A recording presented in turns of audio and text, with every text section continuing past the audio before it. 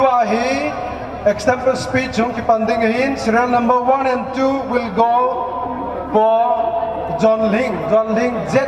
sign pe jong leo chen jo teli ki bolting li ke thei tan tin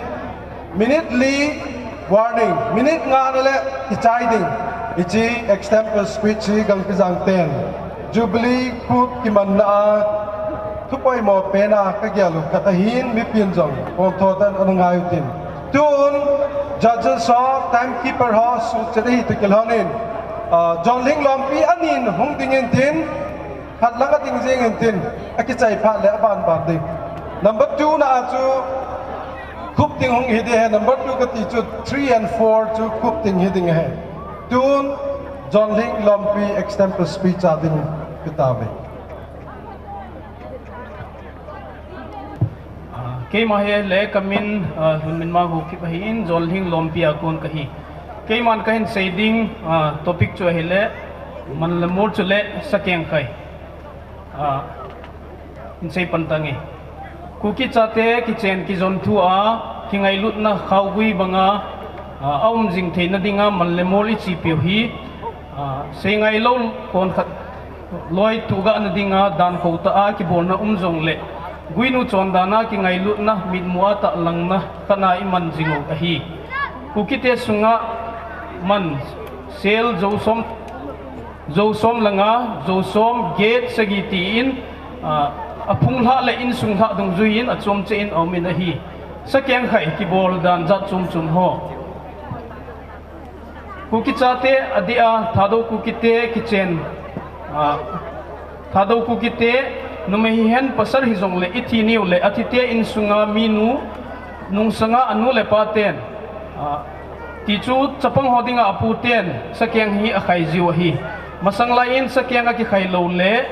longdam sa jong an ki buido theji pon hi sakeng khai hi thil lem chang nadinga thilongum nia sakeng ki khai jong awmin hi chini khuwa ki bol hi kusana sa to salhanga chi khom dana awm teng aman lutna agil na awm ji lo je in atuma boarding day sa jong awmin a hi sakeng khai hi thini man nia bo cha acha keng ki khai jong awmin hi chini khuwa sakeng khai do lowa athua sakeng khai chuki ho ka hi win hi chini khole apute ti hon kin ka bol pi dio hi ti azong athua ki chai jing the hi alhang pi a pile puten an chi piu chu sa hi a in wa atha ji wa alule asung ala do wa hi chu ki hon wa asa chu akim sa hab sa do wa achanu te in hi lo le tu te in na a hin po wa hi chu khai wa hi chi sunga chu kin ho atol ha wa achai ting la in lama ki le ki jiwa hi kon khanin athu chu hil chinin sa ima athat win aki chai ting le sa ane khomun chu le in lama akile ki jiwin hi mi abang khanin ho thu to ki sayin pastor kovin mai chamlam kaisa mai cham sima jong awmin kon khanin aputen sei thim lo le atu te mai cham simpi na momong in jong ani jiwin hi sakyanga ki khai kalse in sunga mi nu thi ni kho hi le numei man top a chaina tu le tu a selding khat hi te ding a hi hi chi hi alhanga kukin pgp ki zuya anim pena ki kaya dang ka sang som nga hi selfie khat numei man top dinga ki kaya hi sakyang ki khai jong le man le mulchi na theile chi lo na thei aw min hi isu pinu zala itute aping sul ham a hi lo le golhan laya thi ham a hi lo le ti bukim lo ti se khut soi ji athi ti se ho hi longman akidal theipon chule ne jong akin nei theipon a hi a hin aso pite inwang longman ani athi diwa hi sakengkhai chule dam lo sil le man le mol het khan ding dan guinu chon dana man le mor hi kon khat het thiam lo loi in ka thi ka manu to hi bang ka ki janna wa sumle pai ka sen to pi kingai lut na hi za kaputen lungman adalham tia sei sumle pai nei lo je a kining ot nom na jong lungthim awmin a hi hi to bang sumle pai nei lo je a kining ot nom na hi chi la nam khat na ping khat hi na a hil na khat jong a hi na hi hi chu hi tan te ka sei no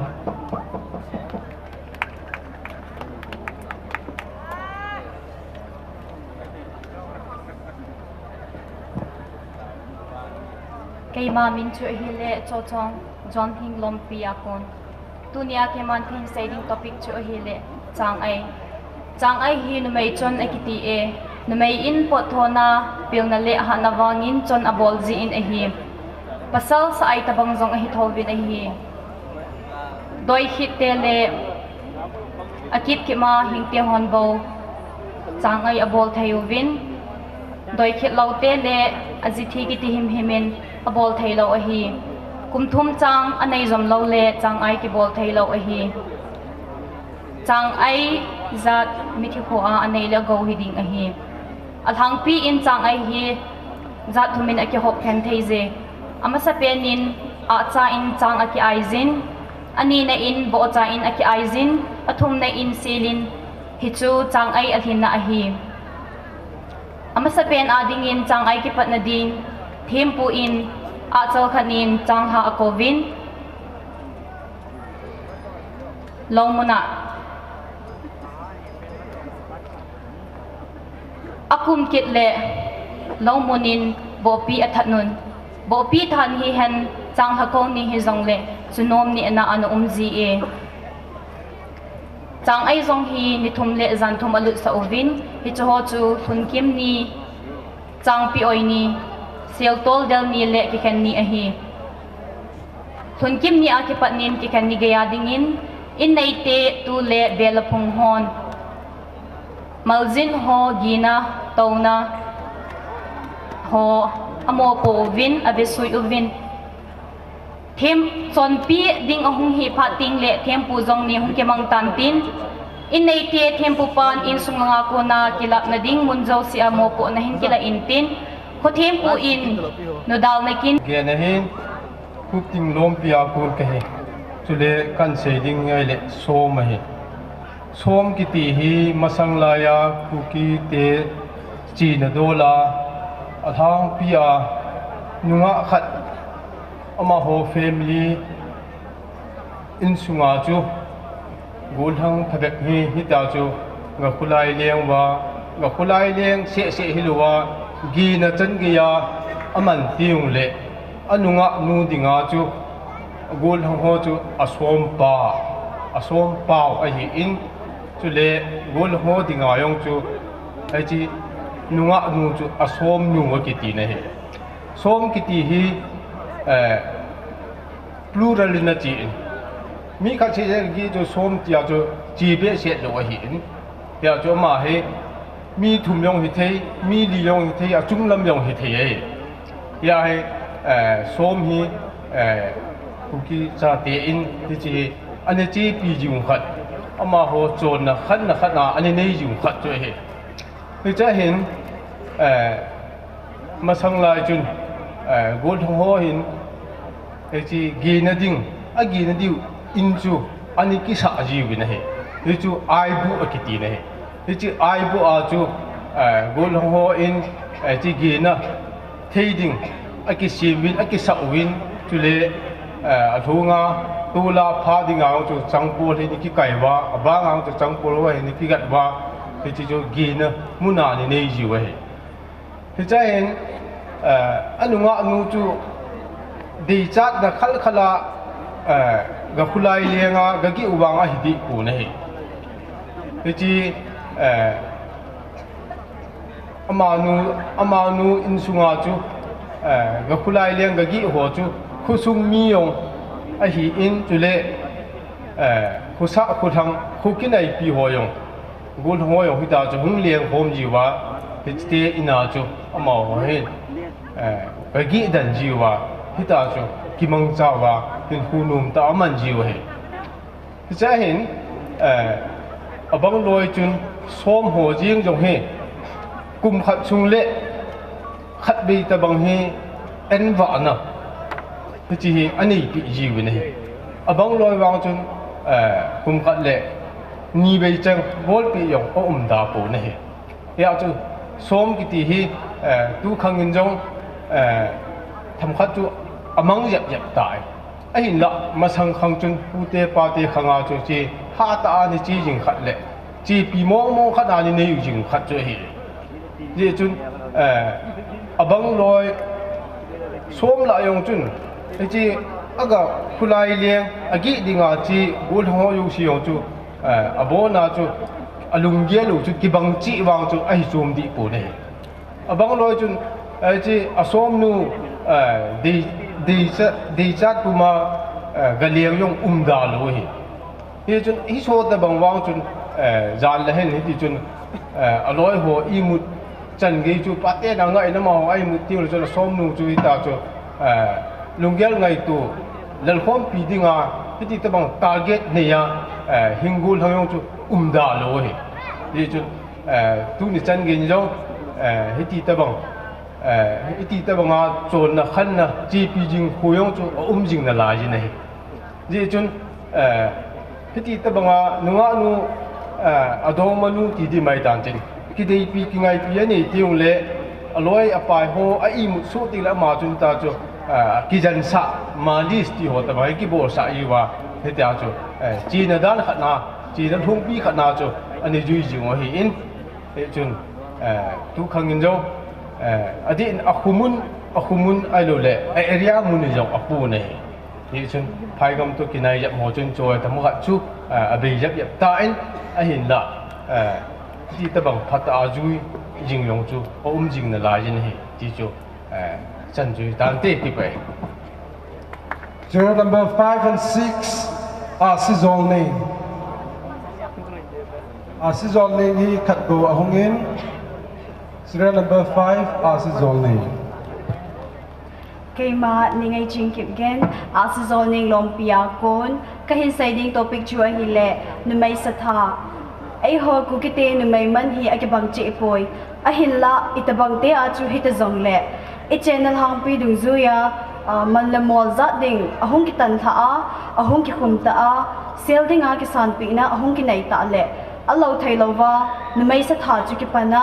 sa tha athum vai chan na gai chu ki su hung ji a hi sa tha a khat na pen chu samasa sum khum sa sum ken sa sum tan sa a hi lo le phung sa tin jong a ki helve hi chikina sakit hat ding jong hi vopi a chapot sa hi te ding a hi chule nawa nol na bei hoi sel mong chu aneki dei tel chi chi ji a hi azi chu asa ki tha pe ding nu chun cha le naw chi le bo hoita a hin khai na thei ding a chu aneki dei sa ji a hi hi chikin hi a ki bol ting le tilken paiken sumken na ho jong chu aneki bol te ji a hi tai asa hi asim ting ole angong ten untin hap sat untin ahia a hap lang to chu agam kon ten ekipo diu a hol ni zong kila intin khat sahap nung zui ding khat in del ding a hi apanin apu zong kila intin asung to mi pine dinga ki bonding chule agil ki zut a athi ki thun kit a gam ko langa kon le in mun langa kon tu cha achat le ho ki hom diu a hi sapang kho ding zong chu gam ko langa kon le in mun langa kon te si hon a kho diu a hi numai sa tha ani chan na chu hi chi nulam job ki ti hi a hi hi chikin hi idei phat phat le wang ki bol the hinan a hinla a china long pi dung zuya chu numai man akikum masat na bana ani vai chan na a apu ga ki nei kit a ag ki chi ki ting hi chi sa tha na hi ani ki bol ji a hi so pin mai ho hi azinai do masangule so pi a hizing naw vin a hilla mi phung chang te ahong teng ole so pi hizing na mau jong le nulam tia ki khel jiwa hin a so pi nu ji pa hau jong chu anulam pa hi ki ji hi chikin ding le hin samasa bangin sahab chu anake bol kit in a hilla hi chi phat le hin sahab lang khat hi nulam ho sa chan dia ki mang cha a hap lang khat chu agam kon ten angai malewa ki po ki jiwa hi sahab hi akon do na zo sia pun khanin azuin hi chi hi te chapa chang te ding a hi athum chan na hi chi numai sa tha a chai na zonga hi in hi chi bang hi man le mola ki kum chai thei wang chu a hi pon hi chi kin hi thi ni ko abo a chai na ki sim thei a hi su thing ni ko a hi to hlona chu an kong zong chu ze nei ta be se in asa zong chu anaki that de pon hi zi chun hi chi kin hi sanom tin zong a ki he in chi chi kin a zong hi samasa bang chun hap sat ki un tin ahab niya chu agam content aki podiu in a thun ting ulle ahab lang khat chu vai thun na tabanga in sungmi te to tu le be hon ane khom diu ahab lang khat chu azol agol aki ngai lut pi ho to salom ti chu saki thalo dan asim over an kong asim diu a hi ki pa e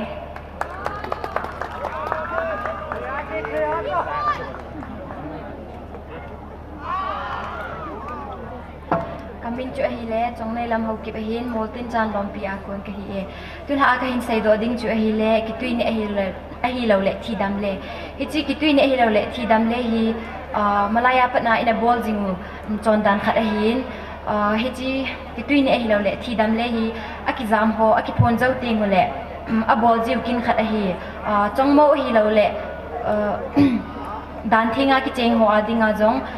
hi chi hi aki chen zo ting le a bol ma sat pen chu a hi chi aki bol lo na ji hi tampi au min ama sa penin ni mai nu ina ahung lut kit thena dinga ki bol a hi chi hi a bol ge zong au min a bol ge ho ni mai nu a in sunga thina om ta a hi le ki tuine lawa a in sunga alut ding chu adi lawin agel anaki gel jin a hi chuta le hi ki bolo na hi ni ho ahin pasal pa ain kuten sai pi khup le khamtang ahin pujiu win hi chu nimai nu anu le pa ding hi chuta le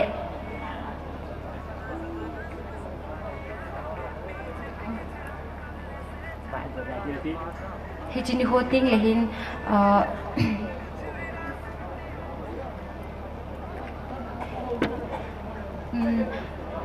pasal pa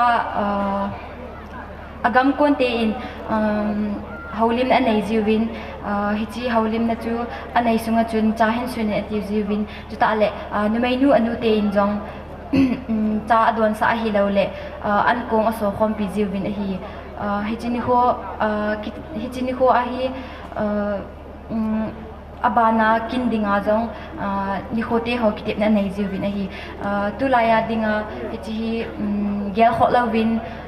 chanu tampi jong ki tuine lawin ina ahong mo lut jiwin hi chi ho hi ai hon i gel kho over ai ho chon dan khan dan hi ki het over ai hon i sin tup lo le kon i sin tup pi diu ham ti gel kho puma i chon dan khan dan hi aman lo la dinga pan hai ta ila diwin ki temu ve ka ki pe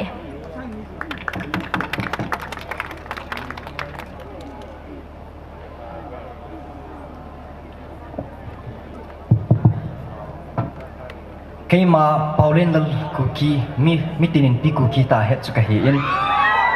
Murtin chan long pi thalenga keima in dunia ka hin sut ding chon chan choi hi le man ki khuma sat pen ti hi a hi e ai ho ai mi te society sunga hi chi man khuma sat pen ti hi alin chuta le aneu vin e het ding wa kul pi pen khat chu hi azi chu mihim khana ping hi ta le ni kho khat ting le zinei ding chuta le a hi lo wala in chen sim ding hi ziu wa hi man khumi pi ham man khuma sat hi pi ham ti hi het wa kul pi pen hi zi in tu ni ha phat ta ke man hi chung chang thui ka hin sei ding a hi e nunga khat le go thang khat chun nupa a hi lo wale in sung khat sim ding a ti ting le hi chi man khum ding hi pian thei thila hi pui hi chi hi voltage high mo ai ho masang tuna pupa in an chi pi jing khan khu nun khu chu a hi e a hi le hi chi man ki khum hi mi hem khanin dam sunga a chei thei thila hi pu in hi chi hi dam sunga khat vei chai ke chai thei thil a hi lo zi hin hi ki chun inam sungawa man khum ding chung chang thu hi abangin expensive ti dan chu abang loi numei te lang ho khan khu hebe se lo ho in chate ho numeite ho man tam PPSA ju vin abang loin expensive in criticism dem na tam PSA vin hinla hichi man khuma athu pi pen apoi mo pen ga het do thei khat chu pi hami ti ting le hichi man khuma ku na hi in sunglang anu mai nu langkai ta apasal pa langkai ani gela aphat phat cha aphat bi cha a kingai lut na po do to do practicala po do na hichi vet sana chu man khum hi khat vai cha ki chai theilo hi tia chu ki gum masanga tona pu pa tin ana chi pi khat no chu hi a hi le hichi man khum hi phata ke chai vet ting la hin zat ni types ni in het thejen o min hi ti chu ppm mi ti ting la ama sa pena hi a ki zol zam ho o min chu ta la ani na he chong ma wa ki pui a hi la wala dan thinga jinei ti ho hi a hi ve a hi le hi che zol zam hi la wala ki zam thu ho hi itabanga man khuma sat abol jivam itile het sau hi zong le nunga khat le go thang khat chu in sung in chen khat sim ding atia a ki zam thon ting ama sa pen ki phuna nei jiu vin chu ta la ki phun na pasal tia ku na a ting anu mai ten phat tip dung ju jin ki tuini na te ho hi a phat tio a hin tip pi vin a hi le hi chi ki tuini na lutom lai sui te ho choi puma ki tuini na te ho a hin nei ju ting le hin hi chi anu mai te lang kai ho hin pasal te ko ma chun in lut na phat a hi lo vale hi chi in lut na ni khu hi chi phani a hin tip pi vin el hi chi ni khu a hung ting la hin hi chi apasal pa te lang kai ho hin hi chi ki tuini ni khu a ki ho na u anu mai ten a hin tu pi man za ma cho hin ki choi ji vin a hi le hi tia dan thinga ki cheng a hi lo wala chomo wa ki pui ho chu ipiti man ki khum ki jiama ti ting le mo puya a chini u zan ting le khun captain se ki thani a hi lo wale Moudoh a chi u chadok na anu nung pen ni khu hi chi captain sa ki thani ni khu anu mai te in apasal te a hin tu pi u nu mai nu man zat chu hi chi mo puya a chi ni u zan ting le hin pasal te hin a hin poziu vin a hi ai le hi chi man ki khuma ki po ho chu pi pi ham i ti ting le ama sa pena ga he thei khat chu pa pu nu pu na ki tin hi chi lutom lai sui zong a ki ti hi chi sai pi khup a hi lova le khamtang a hi in ani na chu da a hi in athum na chu khiba a hi in alina a chu manlam kai chu sil hing khat hi lova hi chu to a chu aman ding sumin ki pozat a hi in chu ta la anga na chu ta la a zona a chu ipi ham i ti ting le sil mai kai ki ti chu a hi hi tua hi thil hin ki po ho man khum na ringa thil hin ki po chu chenga ka se ho chu ipia koi ji vam ti ting le godal la hin ki koi ji na hi a thanga hin godal jong a koi da na za chu min a khuma koi loi o min a thala koi loi o me a hi le a khuma koi ho chun ipia se vam ti ting le hin hi chi man khuma thil hin ki po ho hi a thalai koi ting le apasal te thil du chat na du am na to kilo ve ti vin hi je chun a mohin a khup langena koi ji vin thil hin po ho cho hin vet chilu ting a thalina koi pi un chuta la a hin thil po ho cho a san pi ji ve a hi le a thala koi ho chun ipi sai kilo va mi ti ting le mi in gam ha sa ta mun gam ha thil hin po ha sa ta a hin po chu ipi ti le a khup ma ke koi pe a chunga thil ti koi diam chi thil hi thailo hi khan khu to sai ke sai poi ati wa a mo hin a thala a koi va chu ting thil ho cho san pi ji ve ka ki pe Lan chang-ai long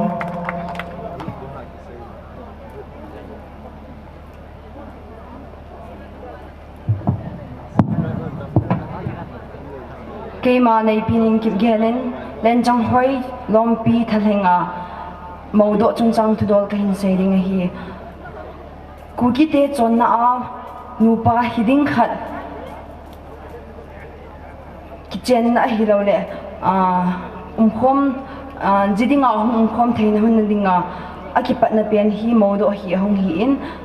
nunga khat le golang khat chu hin khwa dinga akilung se thon a hi lo le akidai thon ta hi le chu chu hi lo jong le izam tia anu le pa te ho akuna acha pau chu jinai theiding din muna a hin gelova in chen sim thei tan te tia a hin gel ha ting le anei tiau ham a hi lo le hichi acha pawin akilung sit pi ehil akingai pi hin huadinga a chen khom pi akite pi sami amale hichu do na chule donna aganai ji win hichu Moudoh akitina hi anei teu khel chu adon te duty na hi point agado chu am ho kina hin anupi lo chu anmai te kina hin hinla hichi khalam panga chu kilong sit pi kingai pi anei kha hi zong le amani chu khau to in tin hichi dung zu ya chu kitip hlonin tin a kitip na hlundung zu ya chu in sumi te hin sola jidinga adai sa nu chu zubela hiora chabela a hin dop ding hi Moudoh hi a hling sela sei dingin thumvei a kithitein a khatna hin pasal pate in sumi te ama ho hin chuta le atu a be hin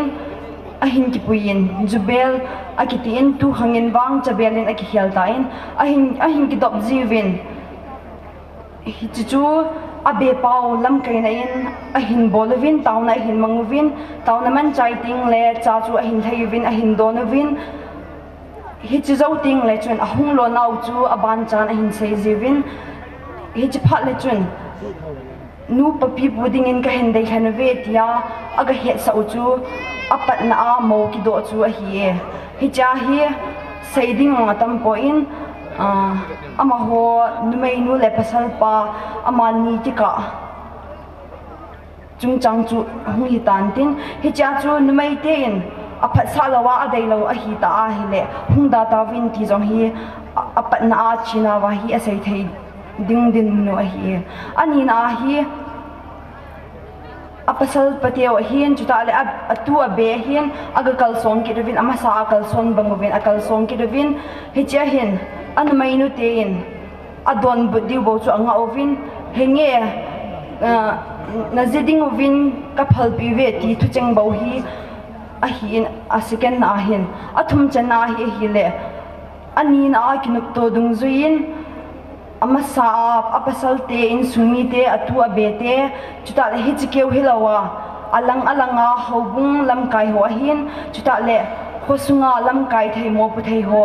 zauna in aki holim khomovin ani khote ho ki chen ni hoding te ho atip jivin hichichu hichiati muchu ani hoding hoyang asai to jivin hichini khochun hicha hi Captain Sayong aki thatzin hiti chu aki thalo na pi pen chu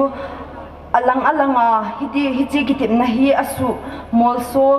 a hilole asu bui om lo na dinga hiti Captain Sa hi thaji wa hi a hin la tu khangin wang ani vei le na le athum vei na bolovin a khat na khun aki chei sa ozong amjin hin la ke ho len chang hoi lom pia ko na ke ho yal dan ni hi le ichiwa chi pinga lo hi le athum vai na yong hi hidin aphai ka ki pe